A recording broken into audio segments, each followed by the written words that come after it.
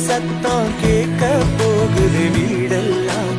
ஆத்திமோ மகனை பத்தி பேச போகுது ஊரெல்லாம் கேட்க போகுது உறவெல்லாம்